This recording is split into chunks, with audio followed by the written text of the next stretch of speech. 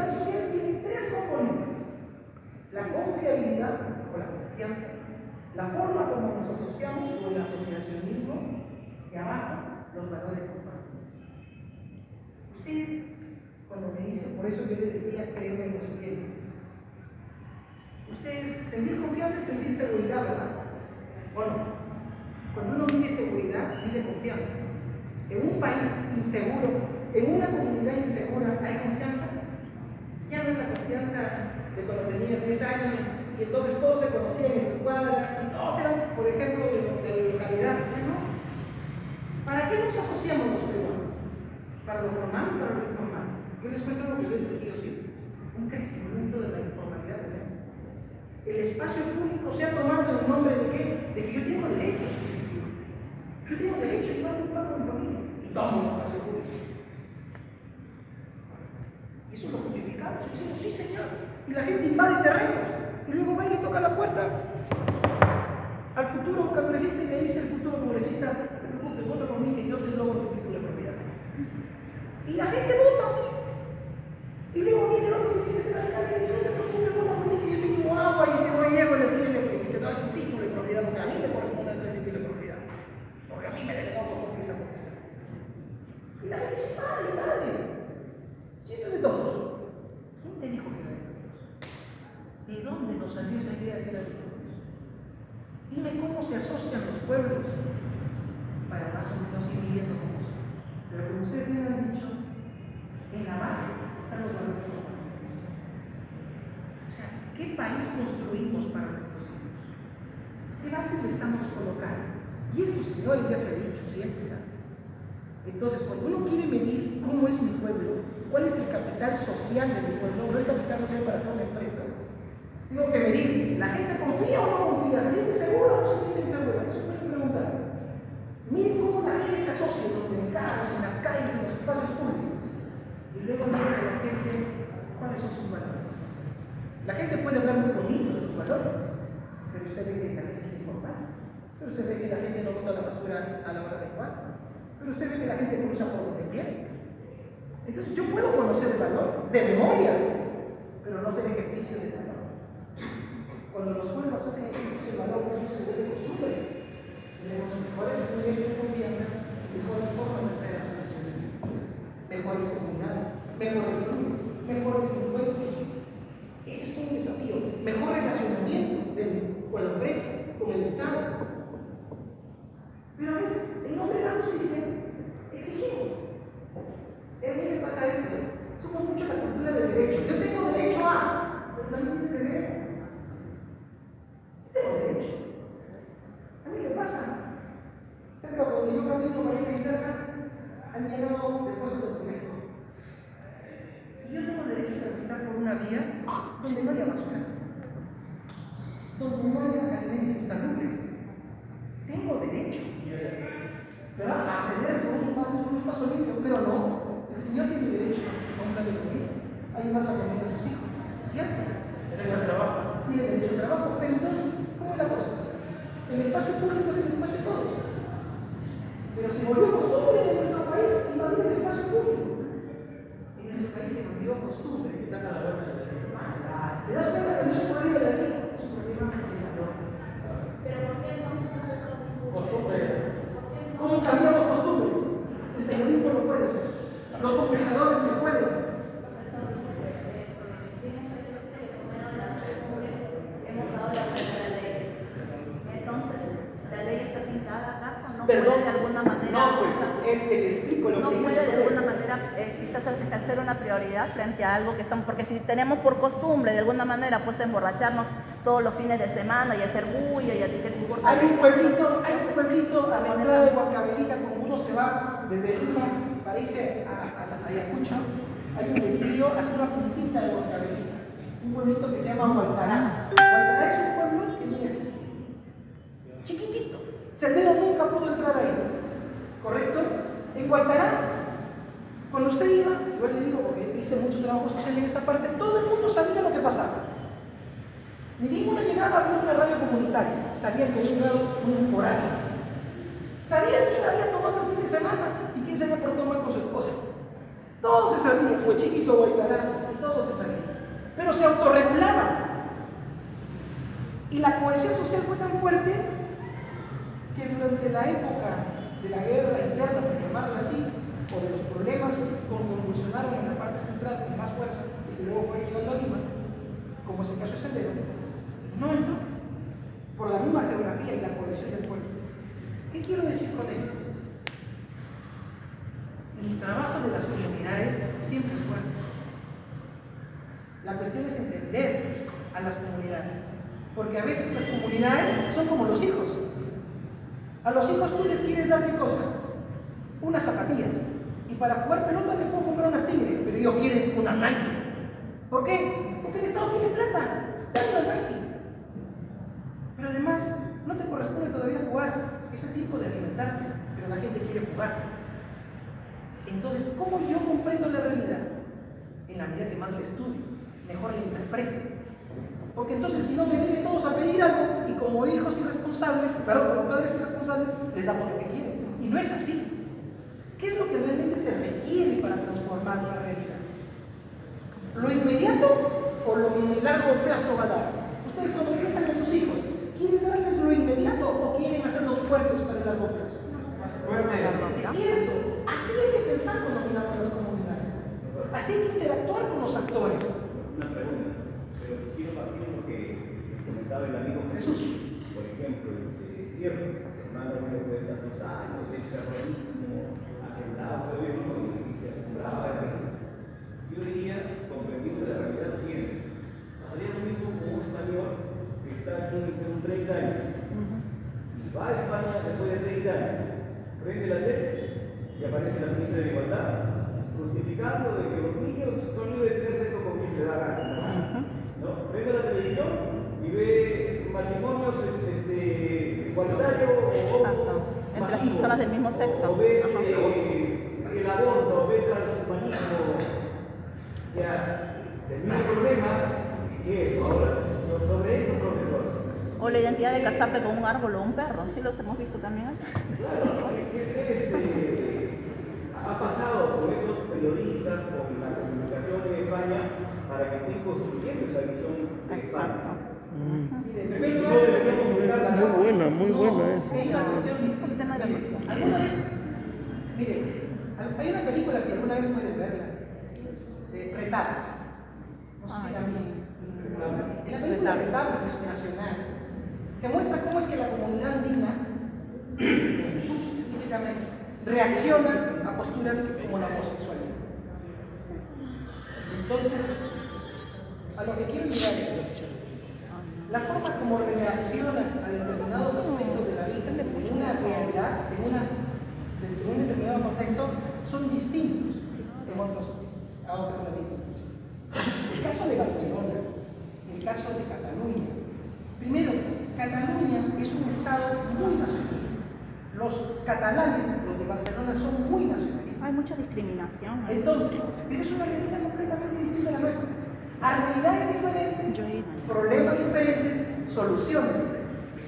Entonces, a veces lo que queremos es que, si funcionó en Cataluña, pero nosotros no somos catalanes, no tenemos la educación de los catalanes, ni estamos pensando separatistamente como los catalanes. Entonces, ¿quieres decir mejor? Entonces, ¿qué quiero decir? Hay que darnos cuenta siempre de sus elementos. Queremos que lo nuestro funcione como ha funcionado no lo sé. Queremos que lo que ha pasado aquí pase en Mocoyoco. Sí, pero Casagrande es distinto que Mocoyoco. Hay horizontes temporales, históricos parecidos, pero es distinto, pues, señores. La cuestión es, desafío una vez más a comprender, ustedes les guste o no, conscientes o no, son casi unas personas que trabajan de una manera profesional la comunicación y por lo tanto lo profesional exige un ejercicio de ciencia. Y la ciencia requiere siempre de conocimiento. No solo me hace periodista o comunicador que yo cojo una cámara y ejerza. Siempre hay que ejercer la otra línea, la ciencia. Y la ciencia, como usted lo ha dicho, requiere mirar la realidad. Porque si yo solo miro la realidad con criticidad, como se ha dicho ya, puedo identificar el objeto de la realidad que me interesa transformar. El que no mira la realidad, oye, ¿qué ha dicho? Yo también digo lo mismo. Pero el que mira la realidad es como cuando la gente dice izquierda, derecha,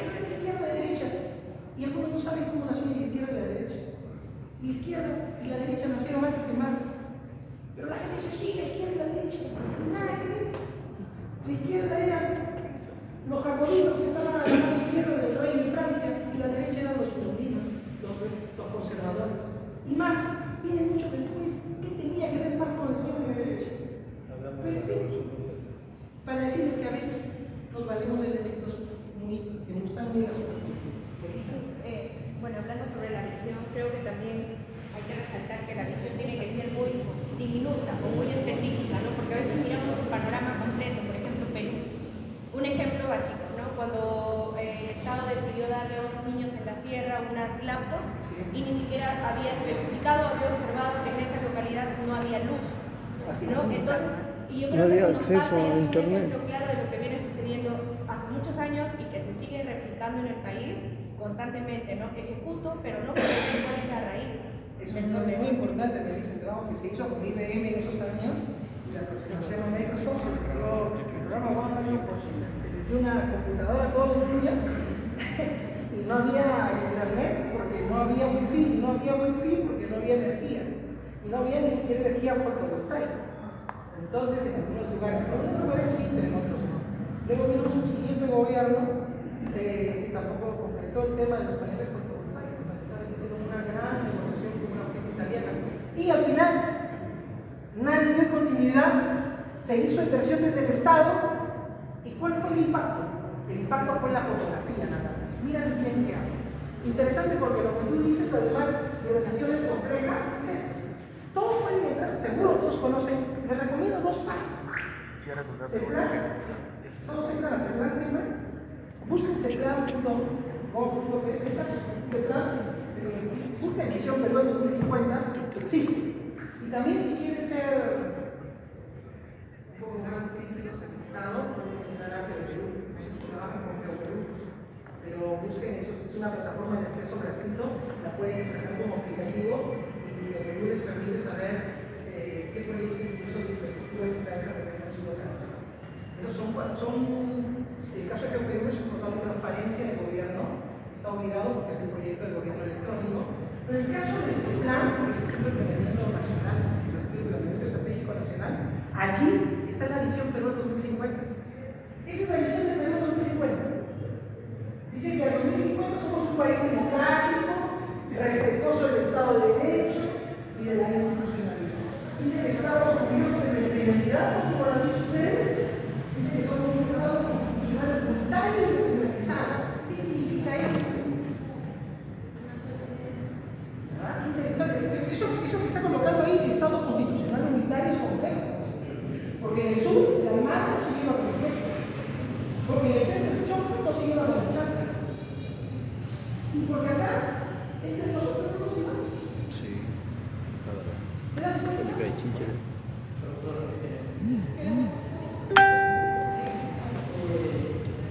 ¿Qué tal?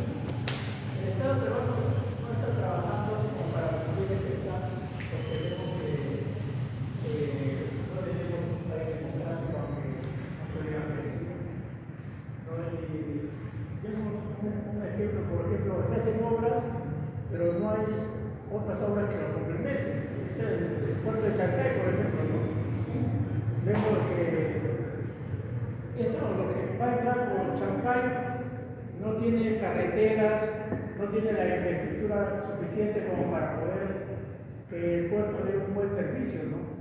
Y eso pues me hace pensar de que los gobernantes actuales están muy desligados a lo que esa visión de nuestro país al 2050. ¿Cómo se llama usted? Osvaldo, ¿tienes la pregunta para este fin para el noticiero de la próxima semana? Porque tú lo que tienes que decirle al congresista que lo ves un día por ahí, señor, ¿cómo está contribuyendo la visión país? Y también existe la visión local, y también existe la visión regional. Y todos, aunque no crean, se han puesto la camisa de fuerza.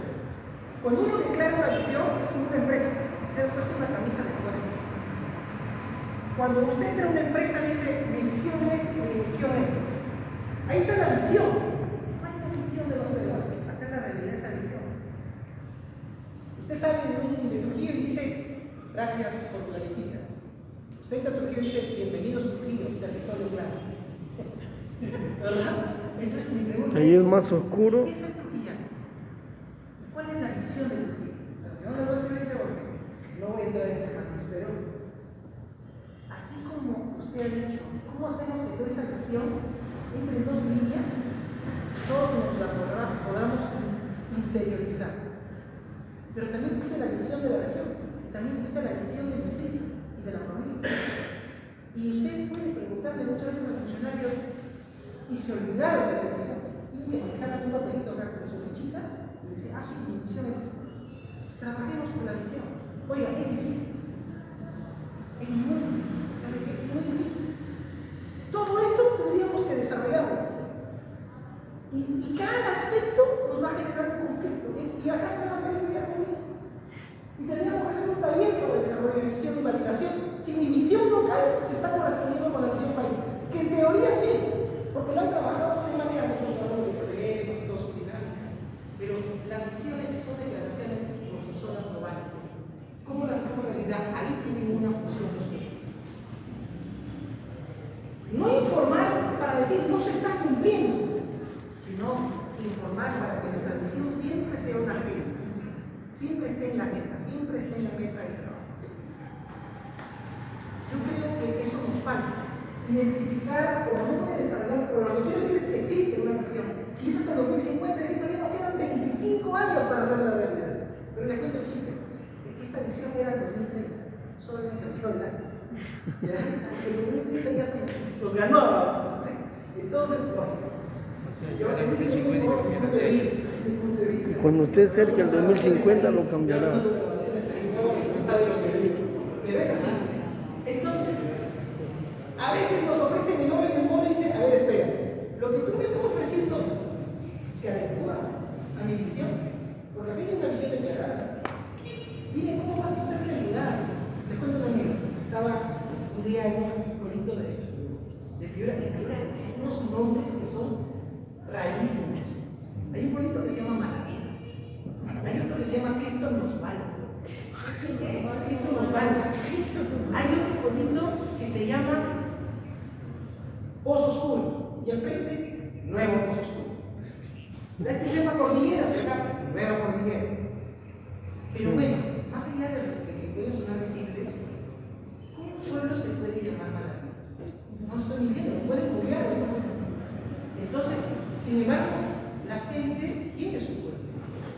Un día caminando por unos aldeanos que son zonas de Alemania, me encontré con un alcalde que también visitaba ahí. Y se me ocurrió decirle a los niños, a los que encontramos ahí en nuestro trabajo social, se me ocurrió decirles que dibujaran el pueblito que querían. Entonces los niños, es una cosa impresionante, dibujaron su escuelita, con juegos, con aulas, donde estaban en una de las. Dibujaron su pueblo como lo querían, porque no hay nada que dar. Entonces, cuando terminaron de dibujar, le di al señor alcalde y le dije, mire, ahí usted tiene la agenda de su plan de gobierno. Como que no le gusta. Pero se puede ir a ofrecer todo. Solo hacerle realidad los sueños a los niños. Porque para eso viene el técnico. Recuerden, el estadista siempre es un hombre que sueña en el estado perfecto. Pero el técnico es el que hace realidad el estado. Y como no es posible el estado perfecto, entonces siempre estamos en ese trabajo de tener el mejor estado. Y el estado es la forma como se organiza una sociedad, que nos acabamos de dar cuenta que es compleja, que piensan todos de distinta manera. Y cómo genera estado para gestionar el destino de todos. Esa es la tarea del pueblo. ¿Qué rol cumplimos los comunicadores en esa tarea? Solo de hacer notar el problema o generar el problema, o ayudar a que la gente tome conciencia de una manera adecuada para construir poco a poco el país y la función de así es.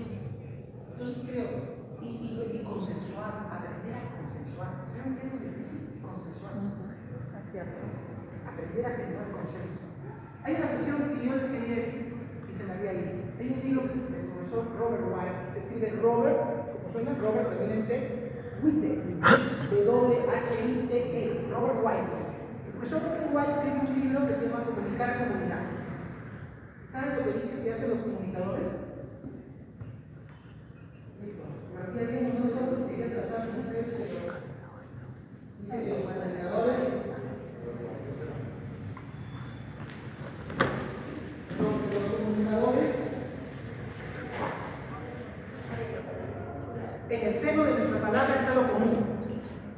Los comunicadores, para generar lo común, tenemos que facilitar la cooperación, generar proveniencia de políticas, movilizar recursos, generar compromiso, pero legitimando las aspiraciones sociales. Somos los comunicadores los que legitimamos muchas veces las demandas sociales. Cuando les damos tribuna a reclamos que no son fructíferos, estamos legitimando a veces un reclamo que no es justo. Pero lo hacemos porque de esa manera le dan like. Y a veces el costo de transformar no es el like. Entonces, la importancia de una visión consensual, el profesor White dice que el comunicador tiene que generar comunidad. Porque dice, el médico sana, el abogado litiga, el ingeniero hace procesos, el economista diseños económicos, el contador lleva las cuentas y el comunicador construye comunidad. Crean, el comunicador construye comunidad. Comunidades de consumo, comunidades de redes, comunidades desde el punto de vista de consumo cultural, diversas comunidades. Construir comunidad es uno de nuestros desafíos, desde nuestras distintas tareas como comunicadores. Y eso es una tarea compleja en un país bastante fragmentado. ¿Verdad?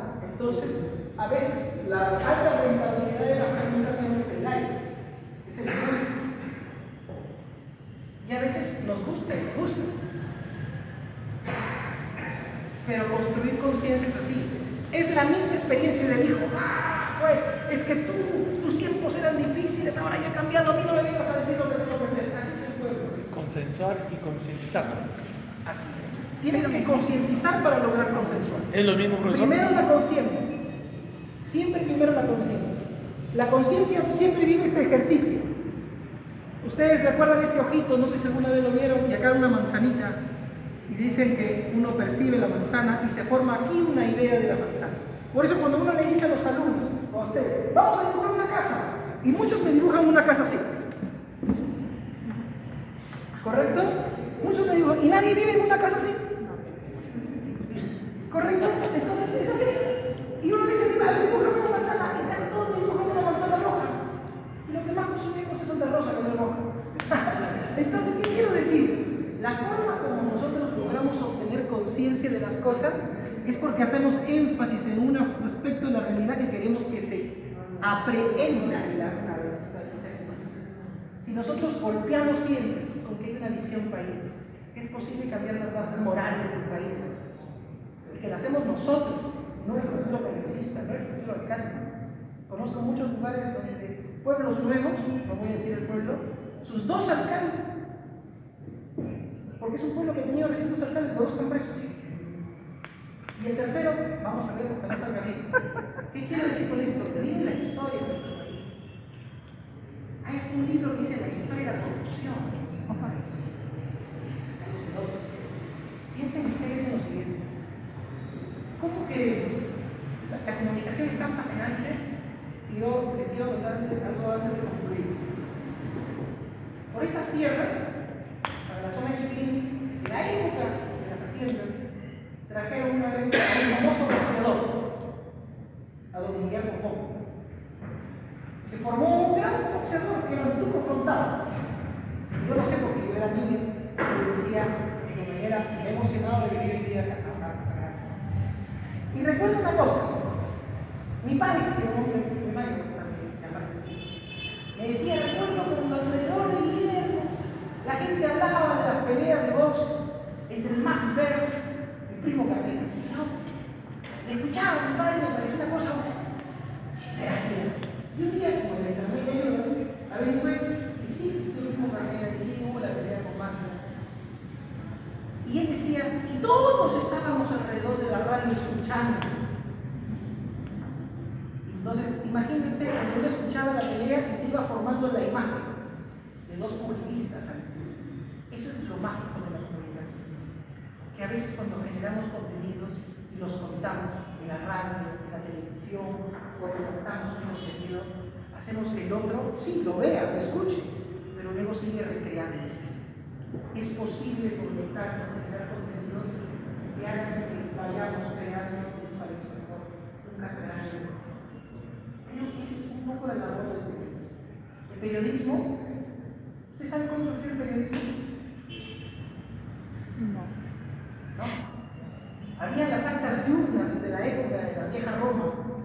Entonces el emperador venía, la gente publicaba ahí el acta del día. Pero yo quiero viajar rápido en el tiempo. Había, posiblemente pronuncie mal en francés, pero había un periódico que se llamaba Le Ami du Peuple, el amigo del pueblo, en 1789, en la Francia de 1789. La dirigía Marat. Y Marat publicaba eso que algunos llamaban un pasquín, y en ese periódico, Marat, que se llamaba el amigo del pueblo, el periódico, ponía los nombres de los que iban a ir casi a la guillotina, los enemigos del pueblo. Entonces, imagínate que tu nombre salía ahí y te cortaban la cabeza. A Marat lo mataron en una mina. Lo mató Charlotte, no recuerdo su apellido. Lo asesinó con el. Y el hombre que mandó a muchos a la guillotina, que fue Robespierre, acabó en la guillotina en 1794, 2 años después de que mandara a cortarle la cabeza a Luis XVI. ¿Qué quiero decir con eso? Desde siempre el periodismo tuvo poder. Desde siempre el periodismo puede servir para condenar o para salvar. Y a veces mandamos a la guillotina que no se debe. Y algún día también uno puede acabar en la guillotina. Por lo tanto, creo que la grandeza de lo que hacemos como comunicadores está siempre, no necesariamente en condenar, sino en amar al pueblo. Para que a partir de ese amor al pueblo podamos darle lo mejor al pueblo. Y a veces lo mejor no es solo lo que el pueblo quiere. A veces hay que educar al pueblo. Y creo que eso es una tarea extremadamente importante y que les da a ustedes una importancia que va más allá de este encuentro. Así que yo les agradezco. Hay muchas cosas, yo no sé si estoy en el tiempo, no voy a traerles a